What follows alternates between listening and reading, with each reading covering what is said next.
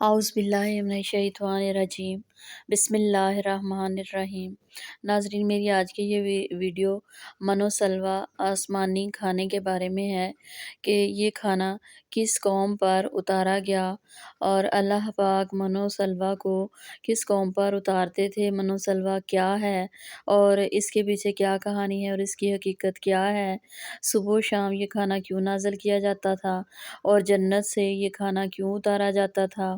بنی اسرائیل پر من و سلویٰ کی بارش کیوں کی جاتی تھی اور اس قوم نے اس کھانے کے ساتھ کیا کیا اور اس کا انجام کیا ہوا اور کھانا کب خراب ہونا شروع ہوا۔ اللہ کے پیغمبر حضرت موسیٰ علیہ السلام میدان طیہ میں بنی اسرائیل کے ساتھ موجود تھے۔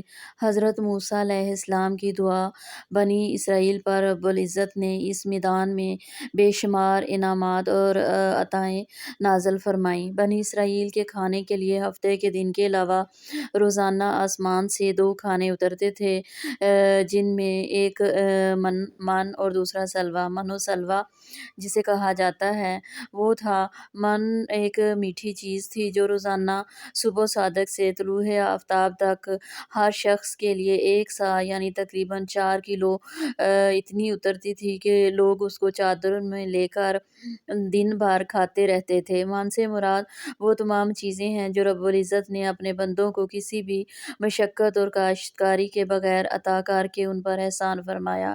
اور سلویٰ ایک چھوٹا سا پرندہ تھا اور جو کہ ان کو بھنا ہوا ملتا تھا اور بنی اسرائیل کے پاس بھنا ہوا آتا تھا۔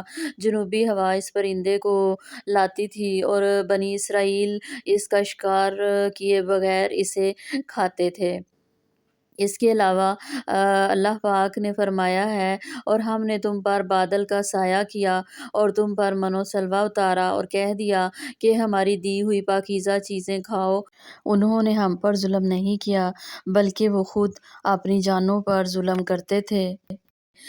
کوہ طور کا ایک سفید پتھر تھا جو ان کے پاس تھا، اور جب پانی کی حاجت ہوتی تو اللہ کے پیغمبر حضرت موسیٰ علیہ السلام اپنا عصا اس پر مارتے اور بنی اسرائیل کے 12 قبیلوں کے لیے اس پتھر میں سے 12 چشمے جاری ہو جاتے تھے۔ یہ وہی عصا تھا جسے حضرت موسیٰ علیہ السلام نے فرعون کے جادوگروں کے سامنے پھینکا تھا۔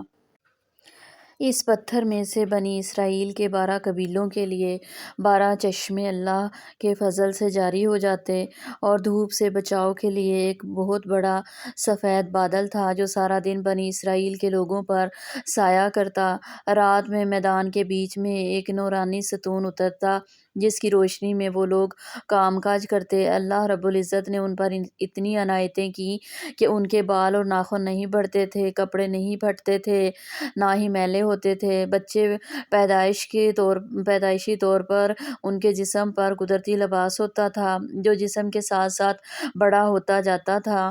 من جو کہ ایک میٹھی چیز تھی جو فجر کے وقت سورج نکلنے تک ہر شخص کے لیے 4 کلو اترتی تھی۔ جب بنی اسرائیل یہ میٹھی چیز کھا کر اکتا گئے اس وقت پھر اللہ پاک نے ان کے لیے ایک سلویٰ جو کہ ایک چھوٹا پرندہ تھا وہ بھنا ہوا ان کے پاس آتا تھا۔ یہ ایک ایسا کھانا تھا جو انتہائی آسانی سے ہضم ہو جاتا تھا، رنگ، خوشبو اور ذائقے میں بے مثال تھا، ہر طبیعت و مزاج کو موافق آتا تھا۔ اللہ پاک نے بنی اسرائیل کو پھر اس نافرمانی کی جو سزا دی کہ حضرت موسیٰ علیہ السلام کو حکم دیا تھا کہ کھانا روز کا روز کھا لیا جائے اور سوائے جمعہ کے کل کے لیے بچا کر نہ رکھا جائے۔ ہفتے کو من و سلویٰ نازل نہیں ہوتا تھا، مگر بعض کمزور عقیدے والے لوگ تھے، ان کو یہ ڈر لگنے لگا کہ اگر کسی دن من و سلویٰ نہ اترا تو ہم لوگ اس میدان میں بھوکے پیاسے مر جائیں گے۔ اس لیے ان لوگوں نے کھانا جمع کرنا شروع کر دیا۔ جو کچھ لوگوں نے کل کے لیے جمع کیا تھا وہ سب سڑ گیا اور آئندہ کے لیے اس کا اترنا بند ہو گیا۔